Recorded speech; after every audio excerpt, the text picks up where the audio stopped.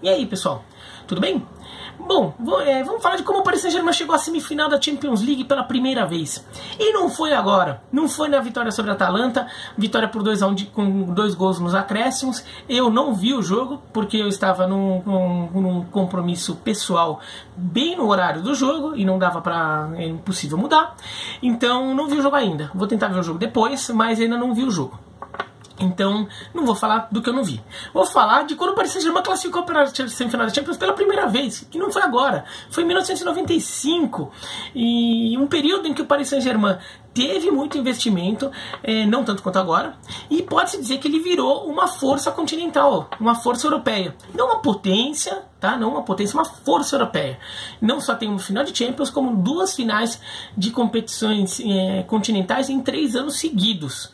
Né? Um período que coincide com a passagem do Raí no Paris Saint-Germain. Também por isso o Raí é tão querido lá, não só porque ele jogou bem e ele abraçou a vida francesa, mas também porque ele representa, ele é um dos símbolos daquele momento histórico do Paris Saint-Germain do meio dos anos 90. E o período mais glorioso do Paris Saint-Germain até o início do período atual. Essa história começa ali quando o Olympique de Marseille começa a cair. Né? O Olympique de Marseille é punido pelo escândalo de compra de resultados no campeonato francês. Um dia eu faço um vídeo contando essa história com mais detalhes, tá? No vídeo não é sobre o Olympique agora. E o Olympique tinha muito dinheiro, tinha um timaço, tinha sido campeão da Champions League, e o título, sempre falo isso, o título é do Olympique, o título não foi retirado do Olympique, tá? O Olympique só perdeu o direito de representar a França, representar a Europa no Mundial de Clubes. O Olympique perde esse direito e é definido que o Olympique vai ser rebaixado no campeonato francês. Tá? Ele até joga o campeonato francês da temporada 93-94, mas já sabendo que seria rebaixado ao final do campeonato. Tá? Porque a decisão veio em cima da hora, tudo, então o Olympique ficou ali. O Paris Saint-Germain vê ali a oportunidade de assumir o domínio do futebol francês. Né? O Canal Plus, que era o dono do Paris Saint-Germain, resolve investir bastante dinheiro em reforços. O clube fica com o elenco fica reforçado, mas temos que lembrar, a Lei Bosman ainda não existia, a Lei Bosman é de 95, então esse período, inclusive na verdade esse período, a Lei Bosman vem bem no meio desse período do Paris Saint-Germain, né? Mas ainda é um período em que os clubes europeus tinham limitação de estrangeiros, e um francês era estrangeiro na Alemanha, um italiano era estrangeiro na Inglaterra, um espanhol era estrangeiro na França. Então, basicamente, os times continuavam sendo jogadores do seu próprio país com 3, 4, aí dependia do país, estrangeiros, né? Por exemplo, na Itália, nesse período já eram permitidos 5 estrangeiros, só que só 3 em campo. Né? Já tinha essas coisas acontecendo. Né? É um período que está começando a ampliar o limite de estrangeiros. Isso também pega o Paris Saint-Germain, mas que ainda tem um time muito francês. Mas coincide também com uma geração muito boa do futebol francês, essa do meio dos anos 90, né, que é um período em que a França vai montando a geração que seria campeã do mundo em 98 e campeã europeia em 2000.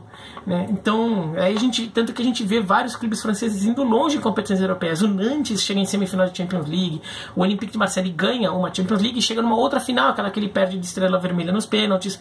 O Monaco chega em final de competição europeia, o Bordeaux chega em final de competição europeia. Então a França estava num momento bom dos seus clubes, e os clubes mantinham os jogadores domésticos por um tempo, né? Só depois que eles saíam, não era como é hoje. O Paris Saint-Germain conquista o título do campeonato francês da temporada 93-94 com 59 pontos, naquela época valia 2 pontos por vitória, e o Olympique de Marseille fica em segundo com 51, 8 pontos a menos, mas é rebaixado, né? Já sabia que ia ser rebaixado. E daí o Olympique chega para a temporada 94-95 com um time bastante interessante. No gol, o Lamar, que era o goleiro reserva na Copa de 98, reserva do Barthez. Na defesa, Colleté, Comboiré, Cobos e Roche, mas tinha o Ricardo Gomes no banco. O Ricardo Gomes faz muitas partidas nessa temporada, mas ele ficava mais na reserva. Daí no meio de campo, o Leguin, que é o Paul Leguin, que depois vira técnico, Bravo, Guerrin e Raí. E tinha o Valdo ainda no banco. E no ataque, a dupla de ataque é uma dupla de ataque espetacular, né? Ginola e Jorge Weah. O Jorge Weah, que depois é eleito o melhor jogador do mundo, e o Ginola, que depois vai pro Newcastle e vira ídolo do Newcastle. O Ginola, eu falei até dele no vídeo recente aí sobre a história do Racing de Paris, que é um time onde ele se formou. Nesse time do Paris Saint-Germain ainda tinha o Mboma surgindo no ataque, tinha acabado de se profissionalizar, né? O Mboma, que depois virou o principal atacante da seleção camaronesa ali até a chegada do Eto'o. O técnico era o Luis Fernandes, que foi contratado naquela temporada para substituir o Arthur Jorge, o português. O Paris Saint-Germain naquela época investia muito em brasileiro, dá pra ver, né? Tem Raí, tem Valdo, tem Ricardo Gomes, e vários outros brasileiros passaram por ali nesse período. O Leonardo passando no Paris Saint-Germain nesse período, né? E tanto que eram poucos estrangeiros que cada time tinha que ter, mas muitos que o Paris Saint-Germain tinha eram brasileiros. Tanto que a própria imprensa francesa apelida esse time de Brasil Saint-Germain. Então o Paris Saint-Germain começou a ter muita atenção da mídia brasileira naquela época, considerando que a mídia brasileira não dava muita atenção para futebol internacional naquele período. Mas o Paris Saint-Germain tinha, porque tinha muitos brasileiros e sobretudo o Raí, né, que tinha saído do São Paulo, que tinha acabado de ser bicampeão do mundo. Daí na temporada 94-95, o Paris Saint-Germain vai para a Champions League como campeão francês, né? Ele cai na primeira fase. Naquela época assim, era um time por país, né? Era um time por país, sendo que o time que tivesse o atual campeão tinha 2 representantes.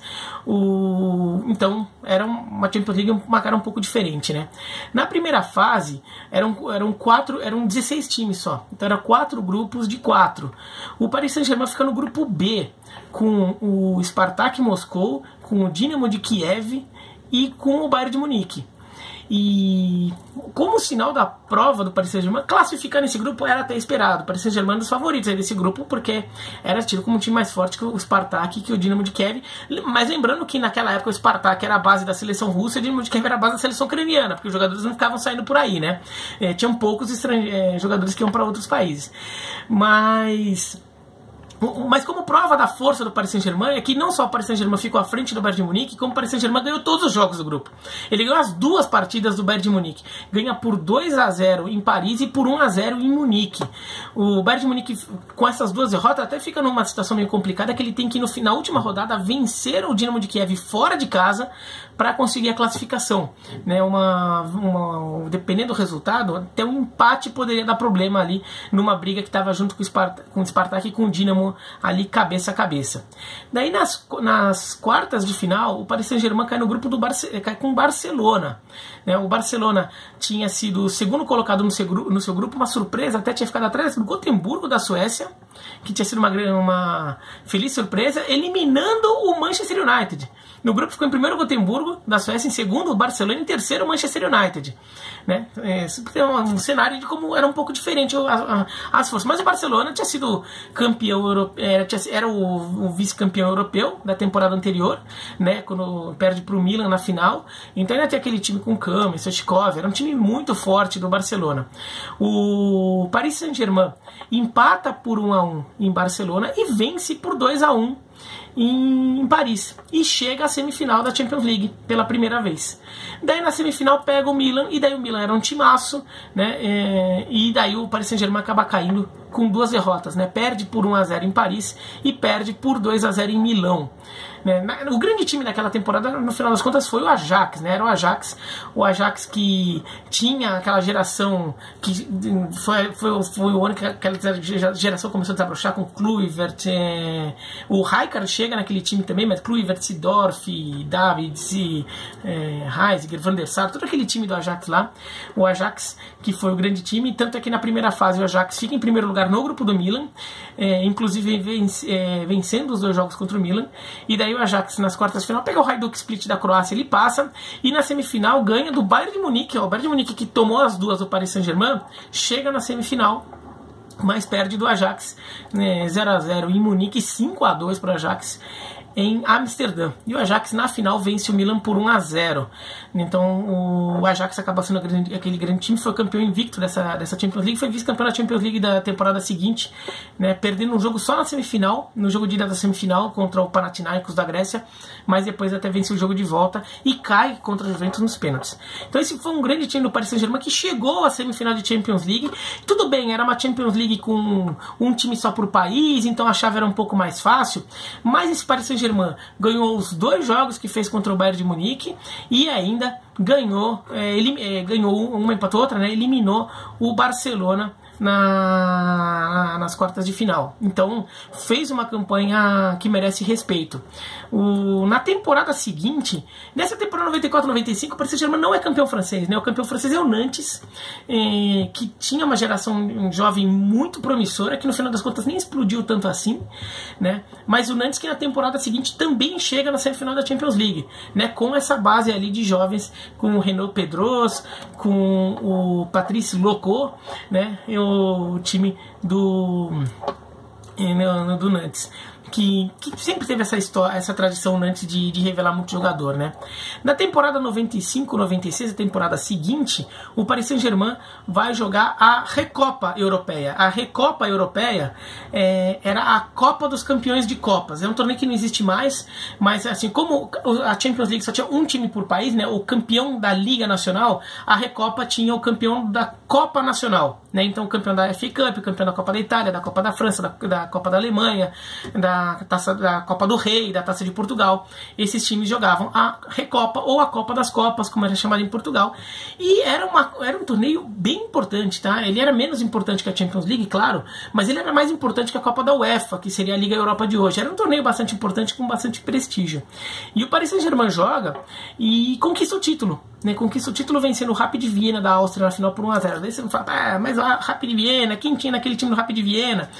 De fato, não era o Rapid Viena muito estelar, tinha um Trifon Ivanov na zaga, né, o zagueiro búlgaro ali, que depois virou cultuado ali, aqui no Brasil ali, por ser um personagem folclórico da Copa de 94, daquela Bulgária semifinalista da Copa de 94. Mas a campanha do Paris Saint-Germain é muito boa, né? Na primeira fase eliminou o Molde da Noruega, na segunda fase eliminou o Celtic, com 2 vitórias, mas aí também, depois eliminou o Celtic da Escócia.